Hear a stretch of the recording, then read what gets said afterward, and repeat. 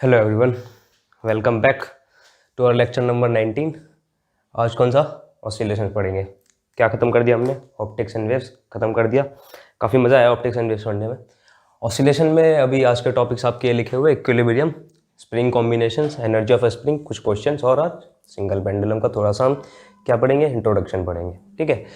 तो ऑसिलेशन, जैसा कि आप में से बहुत सारे बच्चे ऐसे जिनको ऑसिलेशन काफ़ी टफ लगता है, तो उनके लिए मैं बोलना चाहता हूँ कि बिल्कुल भी टफ नहीं है। आप अगर ध्यान से यहाँ पर देखेंगे मैं क्या पढ़ा रहा हूँ, पूरा फोकस करके देखना है और क्वेश्चंस लगाने हैं। ठीक है, क्वेश्चंस लगाने हैं और ज़्यादा टफ क्वेश्चंस नहीं लगाने हैं।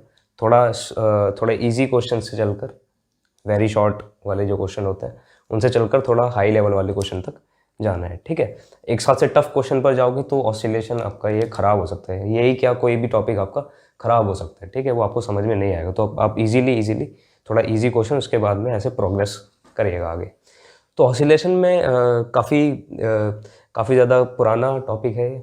ठीक, आपने 11th-12th में ही बहुत बारी पढ़ा होगा। स्प्रिंग सिस्टम और पेंडुलम वगैरह के बारे में आपने पढ़ा होगा। तो सब कुछ वहीं से कनेक्टेड है, सब कुछ वही सब पढ़ेंगे हम दोबारा इधर। कुछ नया ऐसा नहीं पढ़ेंगे, कुछ एक्स्ट्रा चीज़ है जो जैम के हिसाब से पढ़ेंगे, बाकी कुछ ऐसा नया नहीं है।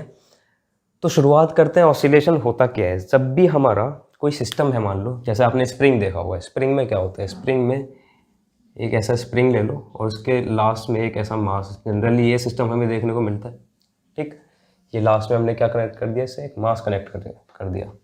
ठीक, अब इस स्प्रिंग को ये इसका मीन पोजीशन ले लिया। मीन पोजीशन मतलब जिसमें स्प्रिंग जो है वो रेस्ट पर बना हुआ है। उसमें क्या होता है? रेस्ट पर, या फिर जहाँ पर एफ नेट क्या होता है हमारा, 0 होता है, उसको बोलते हैं मीन पोजीशन। ठीक, जहाँ पर एफ नेट क्या हो हमारा 0, या फिर सिग्मा एफ इज 0, इसको बोलते हैं मीन पोजीशन। याद रखिएगा हमेशा। जब भी हम क्या करते हैं, स्प्रिंग को ऐसे स्ट्रेच करते हैं, तो स्प्रिंग को अगर मैं स्ट्रेच करता हूँ ऐसे, मास को मैं इधर लेकर आता हूँ, इस मास को, तो ये क्या होगा, ये ऐसे आगे स्प्रिंग क्या होगा, स्ट्रेच हो जाएगा।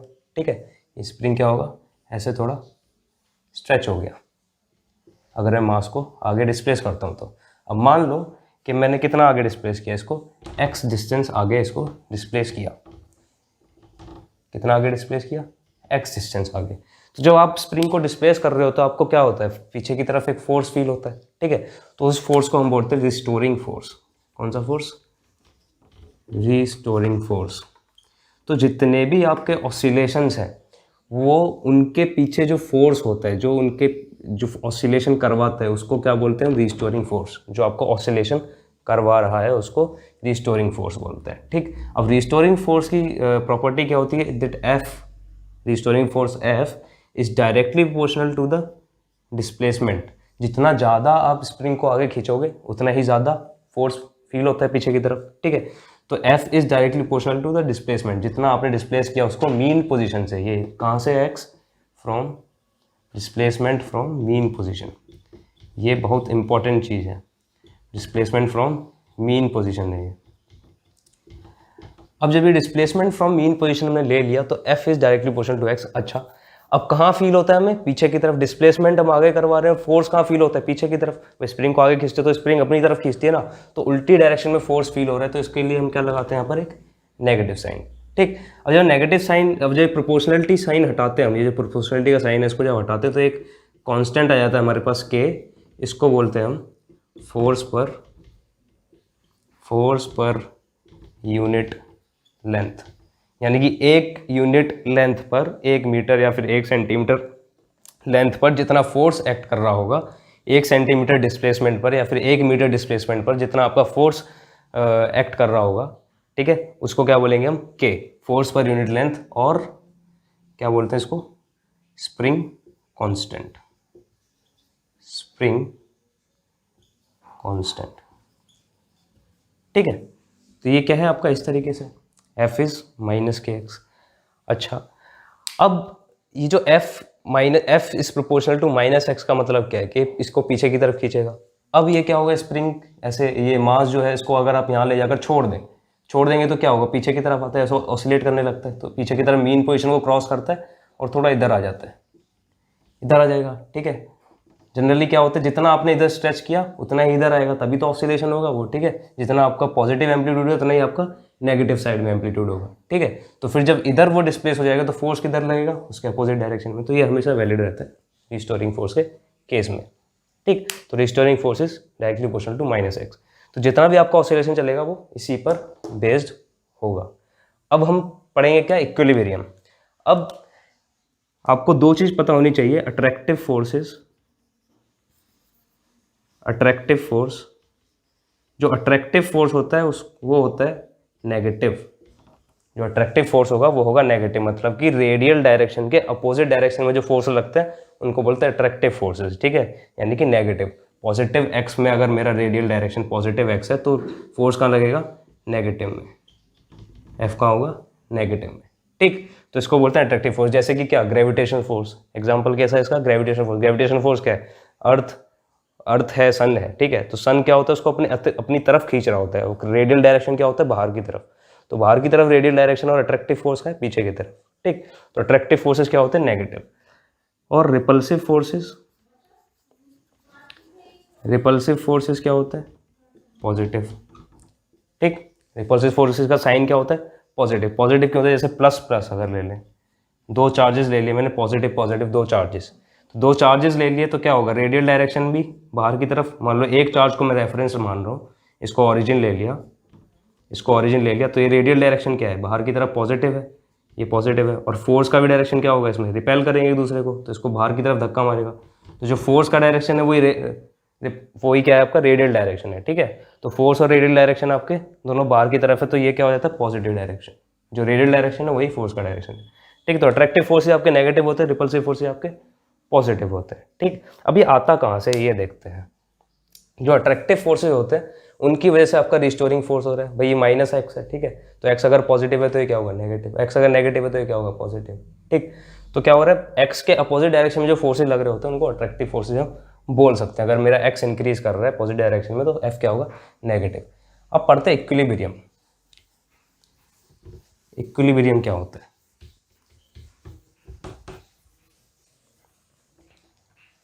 यहाँ पर x क्या है, पॉजिटिव, यहाँ पर x क्या है, पॉजिटिव, f क्या है, पॉजिटिव। ये किसका एग्जाम्पल है, रिपल्सिव फोर्स का, और ये किसका एग्जाम्पल है, अट्रैक्टिव फोर्स का, ठीक।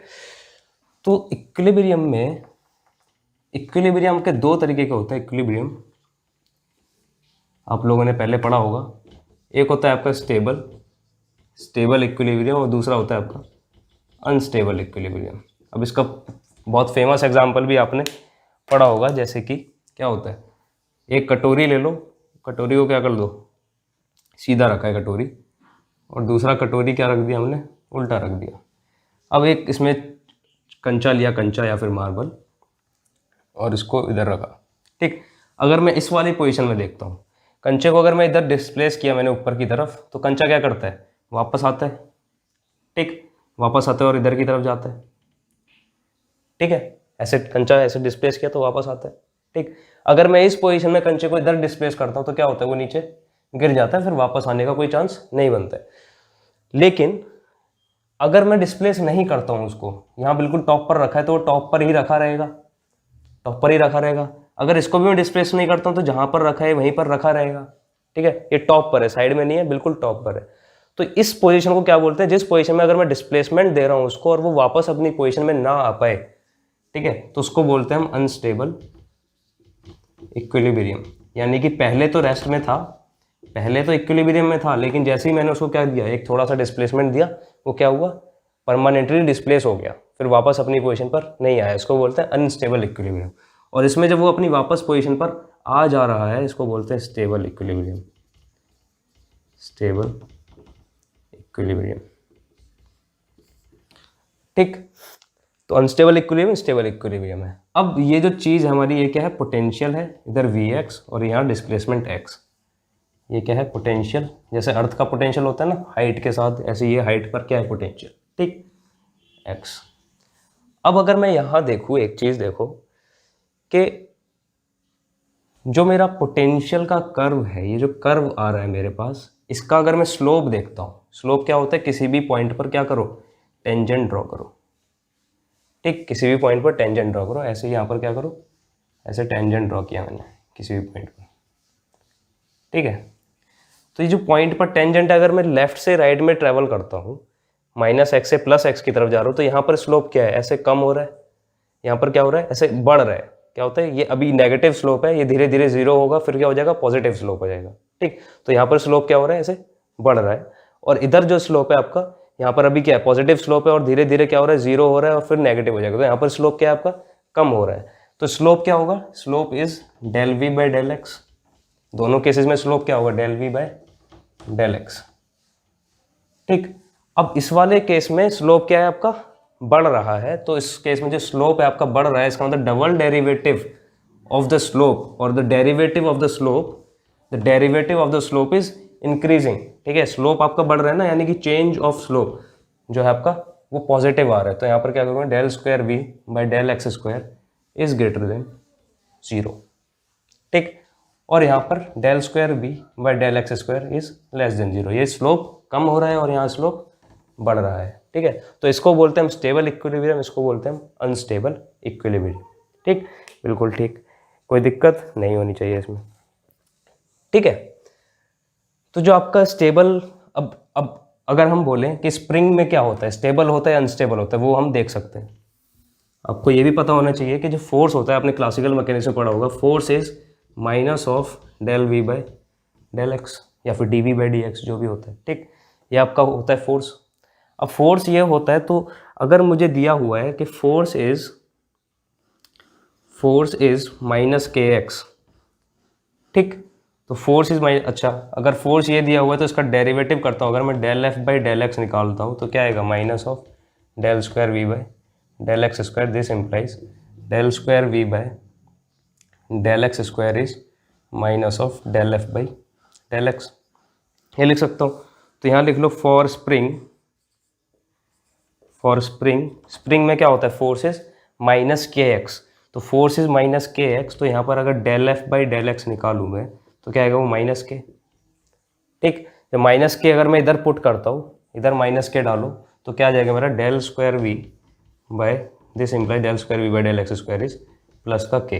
और के क्या है हमारा, एक पॉजिटिव वैल्यू है, तो ये क्या है, ग्रेटर देन 0। क्या है ये, ग्रेटर देन 0। इसका मतलब क्या हुआ, हमारे पास स्टेबल इक्विलिब्रियम आएगा, यानी कि स्प्रिंग जो है वो ऐसे ऑसिलेट करवाऊंगा उसको, तो क्या होगा, वो बार बार अपनी पोजीशन पर, मीन पोजीशन से क्रॉस करेगा, और एक टाइम ऐसा आएगा जब वो रुक जाएगी वहाँ पर। अगर हमारे पास क्या है, डैम्पिंग फोर्सेस भी अगर हमारे पास हैं, जिसके बारे में आगे पढ़ेंगे, डैम्पिंग फोर्सेस के बारे में, अगर वो भी हैं तो वो रुक जाएगा कुछ देर बाद। अगर नहीं है तो बार बार क्या करेगा, वो अपनी मीन पोजीशन को ऐसे क्रॉस करेगा। ठीक है, तो इसको क्या बोलेंगे हम, स्टेबल इक्विलिब्रियम। यहाँ से देख लिया हमने। ठीक है, तो ये आपका इंट्रोडक्शन था स्प्रिंग का। अब आगे चलते हैं इसमें कि जो आपकी ये इक्वेशन आई, इसको और थोड़ा एलेबोरेट करते हैं। F equals to minus k x. कोई भी ऑसिलेशन होगा उसके लिए आपकी क्या इक्वेशन है, हर एक ऑसिलेशन के लिए इक्वेशन होती है F equals to minus k x type. F सिर्फ स्प्रिंग के लिए नहीं है, हर एक ऑसिलेशन के लिए माइनस के एक्स जनरल। ठीक, अब इसमें क्या करूँगा, F पता है मेरे पास क्या होता है, मास इंटू एक्सेलरेशन। एक्सेलरेशन को क्या लिख सकता हूँ, D square x by d t square, ये लिख सकता हूँ। ठीक, इक्वल्स टू माइनस ऑफ के एक्स। ठीक, तो D square x by d t square plus के बाई एम एक्स में इसको चेंज कर सकता हूँ ऐसे, इसको इधर ले आया, डिवाइड बाई एम। ठीक, एम मेरा नॉट इक्वल्स टू 0 है, m is not equals to 0। ठीक, डिवाइड बाई एम कर दिया। अब क्या होगा, अब इस क्वांटिटी को मैं क्या मान लूँगा, ओमेगा स्क्वायर। तो ये मेरे पास कैसी इक्वेशन बन गई, d square x by d t square plus omega square x equals to 0। कैसी इक्वेशन बन गई, ऑसिलेशन की इक्वेशन बन गई। इसके जो सॉल्यूशन आते हैं वो आप सबको पता है कैसे आते हैं, x equals to a sine omega t plus delta, delta क्या है मेरा, फेस। ठीक है, और x equals to a cos omega t plus delta या फिर माइनस डेल्टा, जो भी आप जो मन करे वो ले सकते हैं। ठीक है, तो इस तरीके का आपका ये इक्वेशन आती है। तो ये आपका जो रिस्टोरिंग फोर्स है, जो आपका ऑसिलेशन है, ऐसे होता है। साइनोसॉइडल फंक्शन क्या होता है कि आपका क्या हो रहा है, ऑसिलेशन हो रहा है इस तरीके से। ठीक, कॉस वाला क्या होता है कि आपका ऑसिलेशन कैसे हो रहा है, इस तरीके से। ठीक, ऑसिलेटरी फंक्शन है। तो x equals to a sine omega t plus delta और x equals to a cos omega t plus delta. अब अगर मुझे निकालना है कि पार्टिकल की वेलोसिटी क्या है, वेलोसिटी ऑफ ऑसिलेटिंग मास या फिर पार्टिकल, क्या होगा v क्या होता है मेरे पास dx/dt, या फिर स्मॉल v मान लेते हैं इसको, कैपिटल V क्या माना है हमने potential, v equals to dx/dt। तो इसको अगर मैं dx/dt करता हूँ ये क्या हो जाएगा a ओमेगा, अच्छा a को क्या बोलूँगा मैं एम्पलीट्यूड, मैक्सिमम एम्पलीट्यूड, ठीक। और ओमेगा क्या है मेरा, ओमेगा इज एंगुलर वेलोसिटी या फिर फ्रीक्वेंसी, एंगुलर फ्रीक्वेंसी, ठीक है, क्या है मेरा एंगुलर फ्रीक्वेंसी ओमेगा, ठीक। तो मेरा वेलोसिटी क्या आएगा, इसको डिफरेंशिएट करो भाई, a omega cos omega t plus delta आ जाएगा, ठीक। ये मेरा वेलोसिटी आ गया। अब वेलोसिटी और एक्स में रिलेशन निकालो, वेलोसिटी और एक्स में रिलेशन निकालने के लिए क्या करो, इसको डिवाइड बाई करो ए ओमेगा, तो v अपॉन ए ओमेगा क्या आएगा मेरे पास cos of omega t plus delta, और इसको डिवाइड करो बाई ए, तो ये क्या आएगा मेरे पास x upon A is sine of omega t plus delta, ठीक। दोनों को क्या करो स्क्वायर करके ऐड कर दो, तो मेरे पास क्या हो जाएगा v square upon a square omega square plus x square upon a square equals to 1, ठीक। या फिर मैं लिख सकता हूँ कि दिस इज इक्वल्स टू, कोई दिक्कत नहीं होनी चाहिए, तो v is equals to a under root omega square x square 1 minus omega square x square. ये भी इक्वेशन, कोई दिक्कत, कोई गलती की क्या हमने, ये इक्वेशन चेक करिएगा खुद से अगर सही किया है या नहीं किया है, मेरे ख्याल से सही किया है, कोई ऐसा गड़बड़ लग नहीं रहा मुझे इसमें।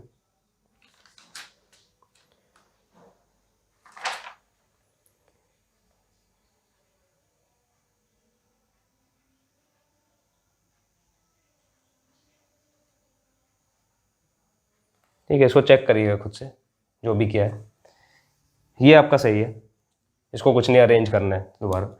तो ये आपका मेन इक्वेशन है और ये काफ़ी क्या है, ये काफ़ी इम्पॉर्टेंट है, काफ़ी क्या है ये इम्पॉर्टेंट।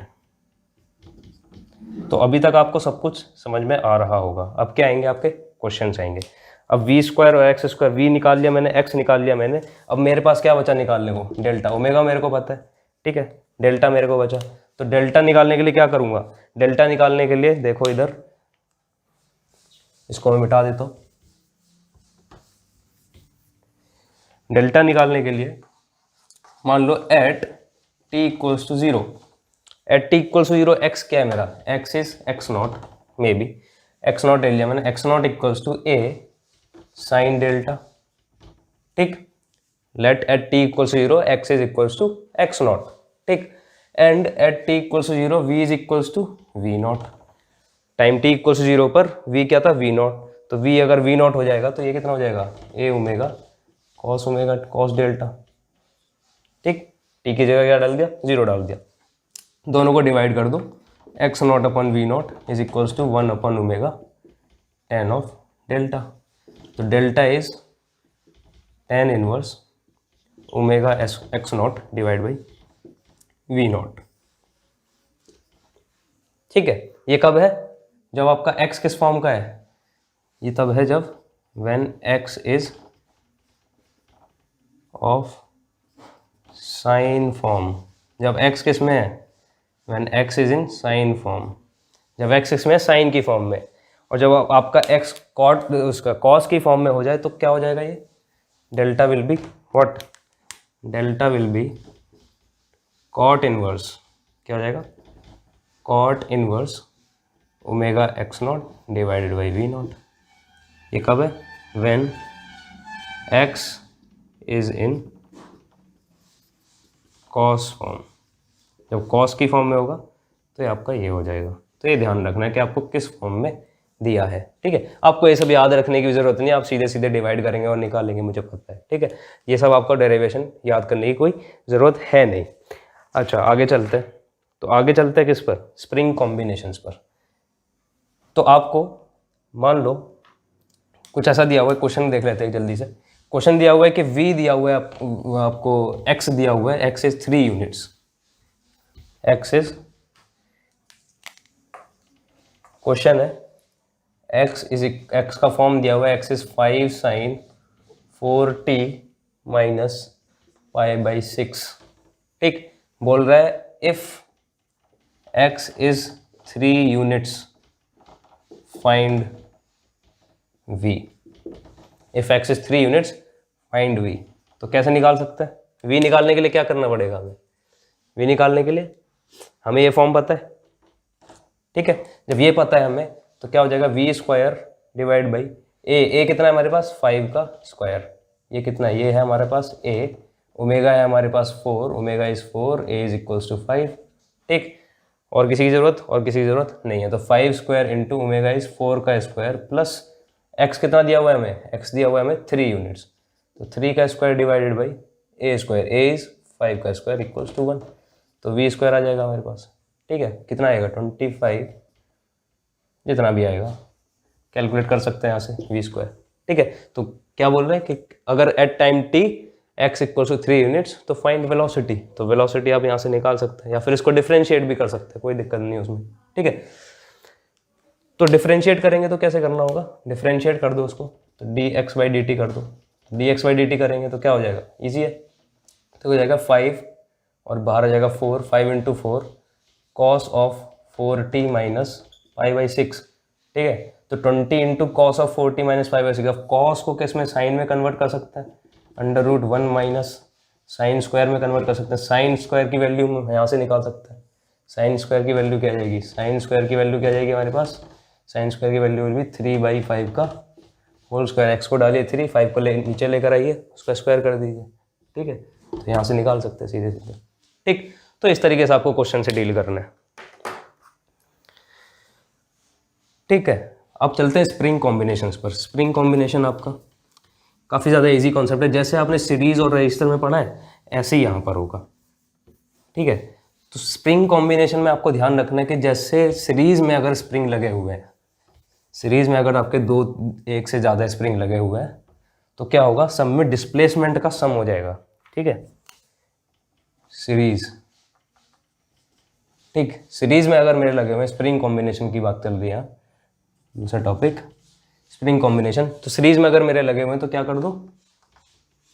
कर दो, डिस्प्लेसमेंट का सम कर दो, या फिर बोल सकते हैं कि सीरीज में फोर्सेस मेरे क्या होते हैं, सेम होते हैं, ऐसा बोल सकते हैं। यानी कि जैसे स्ट्रिंग में क्या होता है, अगर ये स्ट्रिंग है मेरे पास तो हर पॉइंट पर क्या होता है, टेंशन सेम होता है ना, ऐसे यहाँ पर क्या होगा, अगर मेरे पास क्या हो, यहाँ पर क्या है, हर पॉइंट पर टेंशन T है स्ट्रिंग में, ठीक है स्ट्रिंग। और अगर मेरे पास स्प्रिंग हो तो स्प्रिंग में क्या होगा, एक स्प्रिंग ये और यहाँ पर लगा हुआ है मास। ठीक, इसका स्प्रिंग कांस्टेंट मान लो K1 है, इस पर स्प्रिंग कांस्टेंट मान लो K2 है, तो K1 इसका और K2 इसका, तो इसकी वजह से फोर्स, अगर मान लो मैंने इसको क्या किया, मैंने इसको पीछे की तरफ x डिस्प्लेस कर दिया, तो ये मास मेरा इधर आ गया। अब ये जो मेरा स्प्रिंग है थोड़ा क्या हो जाएगा, कंप्रेस हो गया, ये वाला स्प्रिंग भी थोड़ा मेरा क्या हो गया, कंप्रेस हो गया। जब इसको x इधर किया तो ये वाला स्प्रिंग मान लो इधर कितना डिस्प्लेसमेंट हुआ, इसमें x2 इसमें डिस्प्लेसमेंट हुआ और इसमें x1 इसमें हुआ, मतलब x1 ये कंप्रेस हो गया, x2 ये कंप्रेस हो गया, तो x किसके इक्वल होगा, x will be equals to x1 plus x2। भाई टोटल जो तुम्हारा तुमने इधर डिस्प्लेस किया इन दोनों के डिस्प्लेसमेंट के इक्वल होगा। ठीक है, सेंस बनता है इस चीज़ का, सोच कर देखो थोड़ा, x equals to x1 plus x2 होना चाहिए। ठीक, अब जो force due to spring one की वजह से जो फोर्स होगा, स्प्रिंग वन की वजह से F1 इक्वल्स टू क्या होगा, माइनस ऑफ K1 x1, कितना डिस्प्लेसमेंट है x1 इसमें, ठीक है K1। ठीक, स्प्रिंग 2 की वजह से जो फोर्स होगा वो क्या होगा, F2 equals to minus K2 into x2। ठीक, अब सिंस हमें पता है कि फोर्सेस क्या है, सेम है, फोर्स क्या है, सेम है, तो मेरा F1 क्या हो जाएगा, F2 के इक्वल, इसको रख देंगे F के इक्वल। ठीक, अब इस पर m मास पर फोर्स कितना लग रहा है, F, क्योंकि सारी इसमें क्या है, फोर्सेस मेरे सेम है, तो F इसमें फोर्स लग रहा है, तो F इक्वल्स टू क्या रख सकता हूँ मैं, F इज इक्वल्स टू क्या होना चाहिए, F equals to K equivalent, जैसे सीरीज रेजिस्टेंस में लिखते थे R इक्वलेंट। ठीक है, तो यहाँ पर क्या लिखेंगे, minus K equivalent into x, total displacement कितना है हमारे पास, मास में टोटल डिस्प्लेसमेंट है हमारे पास x, तो K इक्वलेंट इंटू x, हमें क्या निकालना है, के इक्विवेलेंट, इन दोनों का इक्विवेलेंट स्प्रिंग कांस्टेंट, तो माइनस के इक्विवेलेंट इंटू एक्स। अब मुझे पता है कि एक्स निकाल लो यहाँ से, तो माइनस एफ अपॉन के इक्विवेलेंट। अब एक्स क्या होता है, x1 प्लस x2 के इक्वल, तो x1 इधर से निकालूंगा तो x1 क्या आएगा मेरे पास, x1 is f1 upon k1 minus का, और x2 इज माइनस का f2 अपॉन k2, और f1 और f2 मेरे सेम है, ठीक है, तो उसको भी डाल देते इधर। तो इधर इसको रखूंगा मैं x1 प्लस x2 के इक्वल, तो x1 plus x2 is minus f upon k1 minus f upon k2। f1 और f2 मेरे क्या है, सेम है, तो ये क्या हो जाएगा, f minus minus minus f से f कट जाएगा, तो क्या आएगा मेरे पास 1 by k equivalent is equals to 1 upon k1 plus 1 upon k2।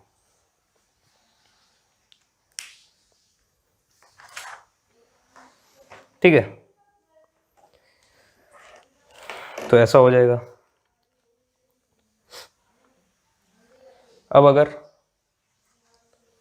तो ये क्या है, जब आपके सीरीज में लगे हो तो ऐसे कर लेंगे। आगे चलते हैं, तो इसको मिटा देते हैं।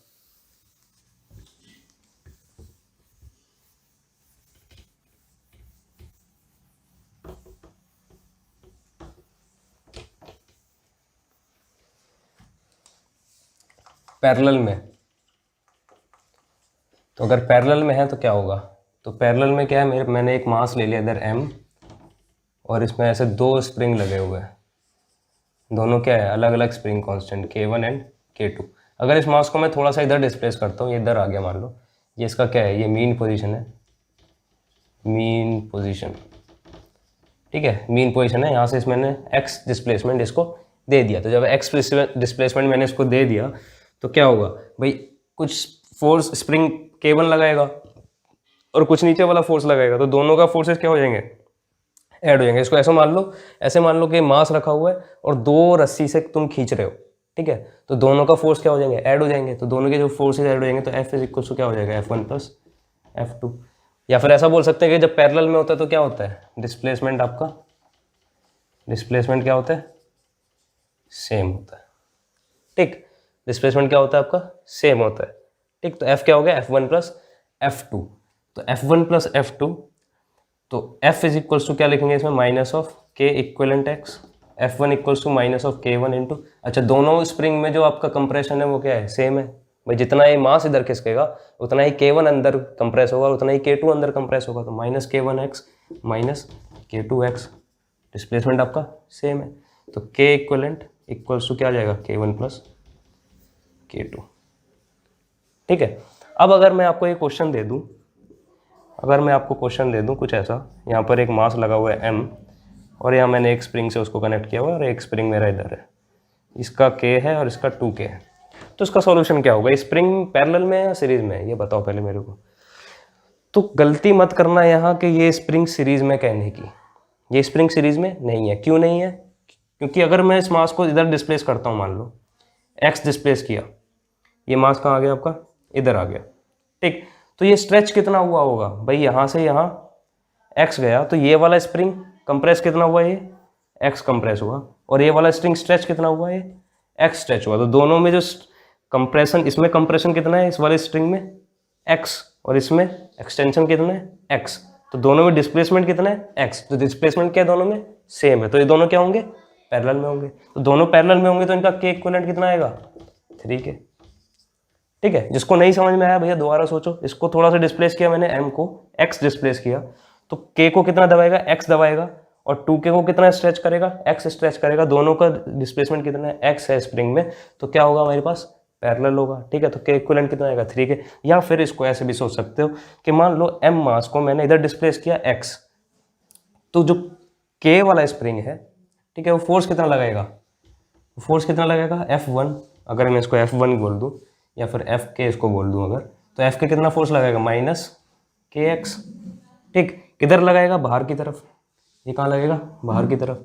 और F2k वाला कितना फोर्स लगाएगा, F2k वाला फोर्स कहाँ लगाएगा, ये भी अपनी तरफ खींचेगा इसको, क्योंकि ये स्ट्रेच हुआ है, ये वाला कंप्रेस हुआ है, ये वाला स्ट्रेच हुआ है, तो ये इसको पीछे खींचेगा और इसको ये बाहर, ये वाला स्प्रिंग इसको बाहर की तरफ धक्का देगा, तो दोनों का डायरेक्शन सेम होगा, तो ये कितना हो जाएगा, माइनस 2kx, ठीक। अब दोनों का डायरेक्शन सेम है, तो टोटल फोर्स कितना हो जाएगा, टोटल फोर्स ऐड हो जाएगा, तो कितना हो जाएगा, माइनस 3kx। तो इक्विवेलेंट कितना है तुम्हारा, के इक्विवेलेंट इज 3K, ठीक है। तो के इक्विवेलेंट इज 3K। तो यहाँ पर आपको क्वेश्चन में पूछ सकता है कि ये फोर्स निकाल लिया आपने। अच्छा, एक चीज़ और मैं बतानी भूल गया कि आपको जो फ्रिक्वेंसी है, फ्रिक्वेंसी कौन सा, normal frequency, number frequency, f equals to क्या होता है 1 अपॉन टाइम पीरियड या फिर 2 पाई बाई, या टाइम पीरियड क्या होता है 2 पाई बाई ओमेगा, ठीक। और ओमेगा क्या लिया था हमने, ओमेगा स्क्वायर लिया था हमने के बाई एम, ठीक। तो ओमेगा कितना हो गया अंडर रूट, लिख लो इसको अच्छे से सजाकर, इसको लिख लो, omega equals to under root k by m, omega square हमारे पास के बाई एम था, मैं बताना भूल गया, omega equals to under root k by m. तो फ्रिक्वेंसी कितना आ जाएगा आपका 1/2 pi under root k by m, या फिर बोल सकते हैं टाइम पीरियड कितना आ जाएगा 2 pi under root m by k, ठीक है। ये काफ़ी इंपॉर्टेंट चीज़ है, तो इसमें कंफ्यूज मत हो ना, एक चीज़ याद रख लो, या फिर अगर ये भी याद है तो आपको हो जाएगा, ठीक है। अगर omega equals to under root k by m है तो टी क्या होता है, इनवर्सली प्रोपोर्शनल टू ओमेगा, तो टी में क्या आएगा एम बाई के, और फ्रिक्वेंसी क्या होता है inversely proportional to time period या फिर डायरेक्टली प्रोपोर्शनल टू ओमेगा, तो उसमें क्या होगा के बाई एम, ठीक। तो एम बाई के और के बाई एम है, ऐसे कंफ्यूज मत होना, कोई कंफ्यूजन वाली चीज़ नहीं है। तो यहाँ पर अगर मैं ओमेगा निकालने को बोलूँ इसका, या फिर फ्रिक्वेंसी निकालने को बोलता हूँ अगर, कि इसका इस मास का फ्रिक्वेंसी निकालो तो कितना हो जाएगा 1/2 पाई। ये के क्या है तुम्हारा, equivalent force constant on the system. तो ये सिस्टम क्या है, मास, तो यहाँ पर जो इक्विवेलेंट फोर्स कांस्टेंट है वो कितना है 3K, तो ये कितना हो जाएगा under root 3K by m. तो भैया ऐसे आपको सॉल्व करना है, ठीक है, याद रखना है, देख लेना है कि डिस्प्लेसमेंट वगैरह कैसे हो रहा है, ठीक। थोड़ा दिमाग का यूज़ करोगे तो सब हो जाएगा। अब पढ़ते हैं एनर्जी ऑफ ए स्प्रिंग। थोड़ा सा लंबा हो जाएगा लेक्चर, कोई दिक्कत की बात नहीं है, समझ में आना चाहिए। लंबा इसीलिए कर रहा हूँ क्योंकि आप लोगों के कमेंट्स आ रहे हैं कि हमको समझ में नहीं आता है ऑसिलेशन, टफ लगता है आपको ऑसिलेशन। देखते हैं, तो एनर्जी ऑफ ए स्प्रिंग,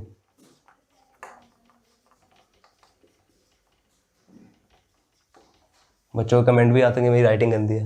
हाँ, ये मैं मानता हूँ मेरी राइटिंग गंदी है, मैं इसको सुधारने का भरपूर प्रयास कर रहा हूँ। तो एनर्जी ऑफ ए स्प्रिंग, तो सबसे पहले देखेंगे हम पोटेंशियल एनर्जी। तो पोटेंशियल एनर्जी क्या होती है, minus of F into D x, ठीक। ये पोटेंशियल एनर्जी होती है, ये होती है ना वर्क डन, उसमें नेगेटिव साइन होता है, ठीक। तो ये पोटेंशियल एनर्जी है हमारा minus F into D x. तो स्प्रिंग के केस में एफ क्या होता है हमारे पास माइनस के एक्स, तो डाल दो इधर, तो माइनस के एक्स डालूंगा तो माइनस माइनस प्लस हो जाएगा, तो के एक्स इंटू डी एक्स। अगर मैंने डिस्प्लेसमेंट 0 से x किया है, 0 से x किया है, तो कितना हो जाएगा हाफ ऑफ के एक्स स्क्वायर। तो इतना आ जाएगा मेरे पास पोटेंशियल एनर्जी, ठीक। अब काइनेटिक एनर्जी, किसी भी टाइम t पर मेरी काइनेटिक एनर्जी क्या होती है हाफ एम वी स्क्वायर, ठीक है। अब मुझे पता है वेलोसिटी क्या है हाफ एम, वेलोसिटी और उसका रिलेशन क्या है v is equals to omega under root x square minus a square minus x square. हाँ, ये था फॉर्मूला, मुझे याद आ गया, a square minus x square, ठीक। ये आपका वेलोसिटी आता है ऐसे, जो आपका जो पीछे ड्राइव किया है हमने उसको रीअरेंज करेगा तो ऐसा आएगा, ठीक है। तो इसको अगर मैं v को इधर पुट कर दो तो क्या आ जाएगा a square minus x square. तो half m omega square a square minus half m omega square x square, क्या है हमारे पास काइनेटिक एनर्जी। तो यह half m omega square a square, ये क्या है हमारे पास, अच्छा एम ओमेगा स्क्वायर, तो हमें पता है ओमेगा स्क्वायर क्या होता है के बाई एम। तो एम ओमेगा स्क्वायर क्या हो गया हमारे पास, क्या हो गया के, तो एम ओमेगा स्क्वायर की जगह के डाल दो माइनस हाफ के एक्स स्क्वायर। तो ये चीज़ क्या है हमारे पास पोटेंशियल एनर्जी, तो ये half m omega square a square minus potential energy, तो ये क्या हो गया काइनेटिक एनर्जी। तो टोटल एनर्जी क्या होता है भैया, टोटल एनर्जी होता है kinetic energy plus potential energy. तो किसके इक्वल आएगा ये half m omega square a square, ये क्या है आपका कांस्टेंट। तो एनर्जी इज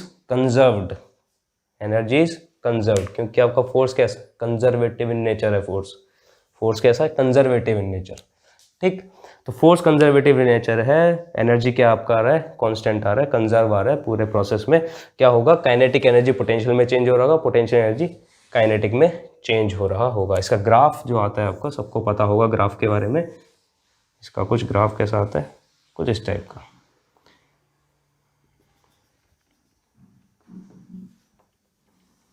ये इसका ग्राफ आता है, ये जो है आपका ये होगा काइनेटिक एनर्जी और ये होगा आपको पोटेंशियल एनर्जी। तो डॉट डॉट वाला जो है वो काइनेटिक एनर्जी है, डॉट डॉट डॉट वाला, और जो डार्क वाला है वो पोटेंशियल एनर्जी का ग्राफ है। तो यहाँ पर जो, और ये जो लेवल है आपका, ये इसे बोलते हैं half m omega square a square. इससे ऊपर एनर्जी आपका नहीं जाएगा। ये क्या है आपका टोटल एनर्जी, ठीक है। तो किसी भी टाइम पर टोटल एनर्जी क्या होगा आपका, sum of kinetic energy and potential energy, दोनों क्या होगा half m omega square a square के इक्वल होगा सम, क्या रहेगा कांस्टेंट, ठीक। तो एक्सट्रीम पोजीशन, ये क्या होती है आपकी एक्सट्रीम पोजीशन। तो एक्सट्रीम पोजीशन पर अगर देखें तो आपका जो पोटेंशियल एनर्जी है वो हाईएस्ट है और काइनेटिक एनर्जी कितना है लोवेस्ट, जीरो, ठीक। और जो मीन पोजीशन है क्या है आपका मीन पोजीशन, जीरो। तो मीन पोजीशन पर काइनेटिक एनर्जी आपका हाईएस्ट है और पोटेंशियल एनर्जी क्या है आपका जीरो, ठीक। तो क्या होता है काइनेटिक पोटेंशियल में चेंज हो रहा है, पोटेंशियल काइनेटिक में चेंज हो रहा है। तो इस तरीके से क्या होता है हमारा एनर्जी ऑफ ए स्प्रिंग क्या रहता है भैया कांस्टेंट। क्यों रहता है कांस्टेंट, क्योंकि हमारा फोर्स क्या है कंजर्वेटिव फोर्स है। तो एनर्जी क्या रहेगा हमारा कंजर्व्ड रहेगा। बातें सुन रहे हो मेरी, सुनते रहना।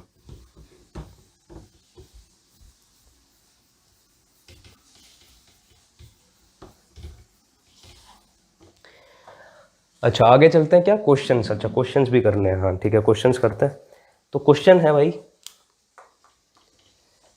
क्वेश्चन है आपका, ये बहुत इंपॉर्टेंट क्वेश्चन है, इसको ध्यान से समझना थोड़ा, और यही टेक्निक आप फॉलो करोगे। ये कोई स्प्रिंग है और स्प्रिंग का जो नेचुरल लेंथ है वो एल नॉट है। कौन सा length, natural length. Natural length मतलब कि स्ट्रेच नहीं किया है ना ही उसको कंप्रेस किया है, ठीक है। जैसा बनकर आया था ऐसा ही स्प्रिंग है। अभी हमने इसको पकड़ा हुआ है, यहाँ पर ये मास जो है ये लटका हुआ है ऐसे ऊपर, ठीक है स्प्रिंग से, और इसको पकड़ा हुआ है, इसको लूज छोड़ा हुआ है, अभी छोड़ा नहीं है इसको। और जब छोड़ेंगे तो क्या होगा ये बताना है, ठीक है। छोड़ेंगे तो बताना है find the amplitude of the oscillation, amplitude of the oscillation हमको बताना है। तो भैया कैसे होगा, देखो सबसे पहली चीज ये आपने यहाँ पर इसको रखा हुआ था, ठीक। इसको छोड़ेंगे तो क्या होगा, नीचे ट्रैवल करेगा, नीचे ट्रैवल करेगा, ऐसे आया नीचे और नीचे, ठीक, यहाँ से यहाँ तक आया। अच्छा जब इसको छोड़ेंगे तो जब छोड़ा था तो इस पर कौन कौन से फोर्स एक्ट कर रहे थे, mg, ठीक। और जैसे ही इसमें थोड़ा डिस्प्लेसमेंट होगा नीचे की तरफ आएगा तो उस पर फोर्स ऊपर की तरफ क्या लगेगा, स्प्रिंग का फोर्स कितना होगा वो kx। जितना भी आपके पास डिस्प्लेसमेंट हुआ नीचे की तरफ, जितना स्ट्रेच हुआ उसके हिसाब से kx, और नीचे mg तो लग ही रहा है, ठीक है। तो भैया एक ऐसी जगह आएगी ना जहां पर mg तुम्हारा kx के इक्वल हो जाएगा, ठीक है। kx तुम्हारा लगातार बढ़ रहा है ऊपर की तरफ, mg तुम्हारा नीचे है, तो एक जगह ऐसी आएगी जब mg kx के इक्वल हो जाएगा। अगर ऐसा नहीं हो रहा है तो क्या हो जाएगा, नीचे ही ट्रैवल करता चला जाएगा, स्प्रिंग क्या जाएगा टूट जाएगा, ठीक है। लेकिन स्प्रिंग अगर हमारा नहीं टूट रहा है तो इसका मतलब क्या हुआ, कहीं ना कहीं ऐसी जगह आ रही है जहाँ पर ये क्या हो रहा है, फोर्स आपका बैलेंस हो रहा है। तो जब फोर्स हमारा बैलेंस होता है तो क्या बोलते हैं उसको, मीन पोजीशन। फोर्स जहाँ पर बैलेंस होता है उसको बोलते हैं मीन पोजीशन। तो मीन पोजीशन पर क्या होगा, mg equals to kx not बोल दो इसको, ठीक है। x नॉट मतलब मीन पोजीशन, तो x not is mg upon k। तो मीन पोजीशन क्या होगा, यहाँ से जब x नॉट नीचे वो चला जाएगा, mg अपॉन k, ठीक है। ये आ गया, इसको x नॉट या जो मर्जी आप बोल सकते हो, ठीक। अब ये देखना है कि भाई ये जो जब हमने छोड़ा था यहाँ पर वेलोसिटी क्या है, जीरो, ठीक। यहाँ पर वेलोसिटी है जीरो, ये हमारा मीन पोजीशन है। जब भी हम स्प्रिंग के मोशन को पढ़ते हैं तो कहाँ से लेते हैं डिस्प्लेसमेंट, सारे कहाँ से लेते हैं, यहाँ से लेते हैं। कहाँ से लेते हैं डिस्प्लेसमेंट, इधर से, ठीक है। मीन पोजीशन से डिस्प्लेसमेंट लेते हैं, क्या आ गया आपका बस मीन पोजीशन। अब भाई ये बंदा यहीं थोड़े ना रुकेगा, थोड़ा नीचे भी जाएगा, एम्पलीट्यूड अटेन करेगा अपना। तो हमें ये बताना है कि कितना एम्पलीट्यूड होगा। तो आपको अभी से यहाँ से दिख जाना चाहिए कितना होना चाहिए, mg बाई k का इक्वल नहीं होना चाहिए। तो इसको हम प्रूव करेंगे। अभी कैसे करेंगे, हमें पता है कि v इक्वल्स टू क्या होता है, v is equals to omega under root a square minus x square, ये होता है, हमें पता है हमें, ठीक। तो एट हाईएस्ट पॉइंट की अगर बात करें, हाईएस्ट पॉइंट मतलब ये वाला पॉइंट, v कितना है आपका 0, और x कितना है, x कहाँ से लेते हैं, ये मीन पोजीशन से, ठीक है। तो मीन पोजीशन कौन सी आपकी, ये तो इससे ऊपर यहाँ पर ये x कितना है, mg/k, ठीक। तो x कितना है हमारा, mg/k।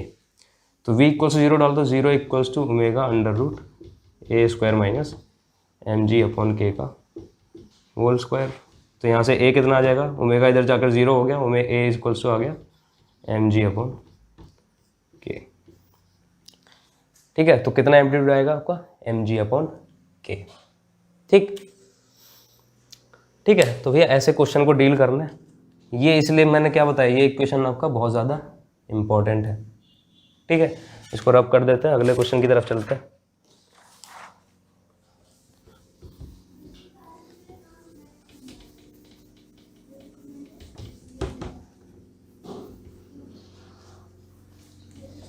तो अगला क्वेश्चन बोल रहा है कि भाई मेरे पास यहाँ से अब स्प्रिंग जो है वो कैसा है, कुछ इस तरीके से है, और यहाँ पर क्या है, मेरे पास एक पेन लगाया हुआ है और यहाँ से मास गिरा रहा हूँ मैं, m मास, जो कि कितनी हाइट पर है इसके, h हाइट पर है। यहाँ से कितना हाइट पर है, h हाइट पर।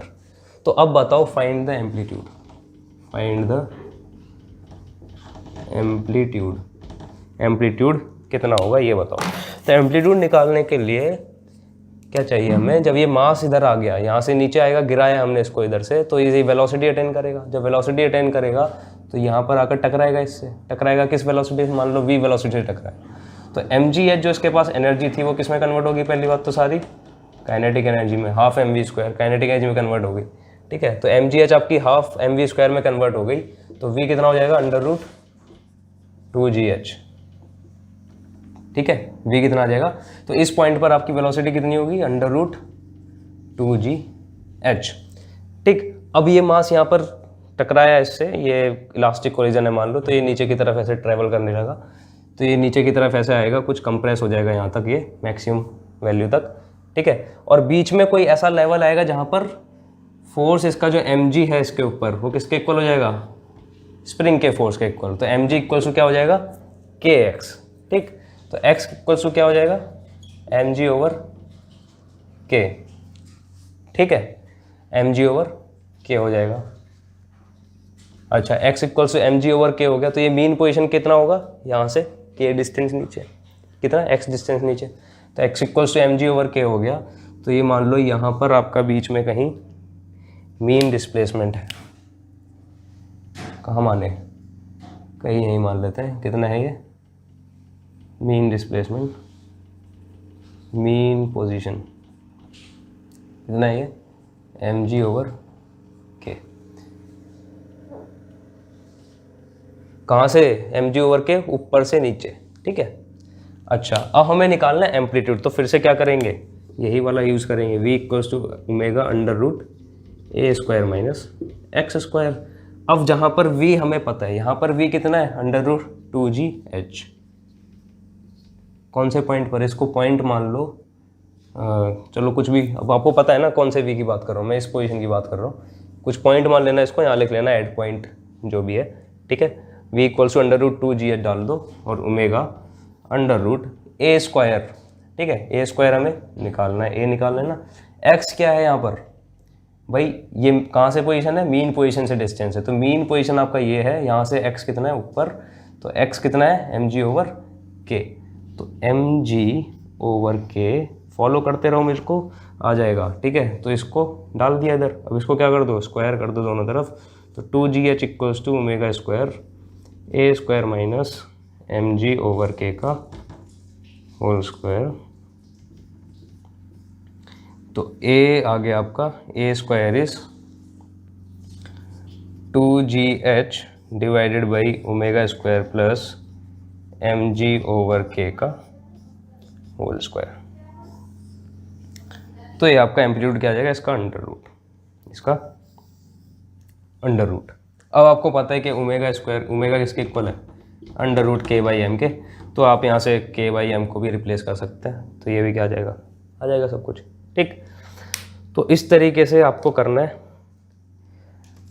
आगे के क्वेश्चंस जो हैं वो मैं करवाऊँगा अगले लेक्चर में, ये लेक्चर आपका काफ़ी बड़ा हो गया लग रहा है मुझे, ठीक है। तो अगले कुछ क्वेश्चन और सिंपल पेंडुलम अगले लेक्चर में शुरू करेंगे, तो अगले लेक्चर में मिलते हैं। तब तक आप क्वेश्चन इसके जरूर लगाइएगा, और ऐसे क्वेश्चन जरूर लगाइए जिसमें क्या हो, स्प्रिंग के कॉम्बिनेशन दिए हो, ठीक है, स्प्रिंग के कॉम्बिनेशन दिए हो, या फिर कुछ क्वेश्चन ऐसे भी आएंगे जिसमें क्या किया होगा आपको कि एक स्प्रिंग था आपके पास, स्प्रिंग था, मास एम से कनेक्ट किया हुआ था, स्प्रिंग कांस्टेंट के था, लेंथ इसका एल था, एल नॉट, अगर इसका लेंथ आधा कर दें तो इस आपका एम्पलीट्यूड पर या फिर ओमेगा पर क्या फ़र्क पड़ेगा ये बताओ। ठीक है, तो ये चीज़ आप पढ़िएगा। ठीक है, मैं आपको बताने की पूरी कोशिश करूँगा। ठीक है, ये चीज़ आपको, क्योंकि क्लासिकल मैकेनिक्स में या फिर अंशुमन सर ने भी आपको पहले बताई हुई होगी स्प्रिंग के बारे में, तो मैं आशा करता हूँ कि ऐसी ये चीज़ आपको आती होगी। ठीक है, नहीं आती है तो कृपया करके पढ़िए। क्लासिकल मैकेनिक्स में हो सकता है आपने पढ़ा हो, तो मैं अगली क्लास में क्या पढ़ाऊँगा, सिंपल पेंडुलम और कुछ क्वेश्चंस, हो सकता है इसमें से भी कुछ क्वेश्चन करा दूँ आपको। ठीक है, तो धन्यवाद, मिलते हैं अगली क्लास में।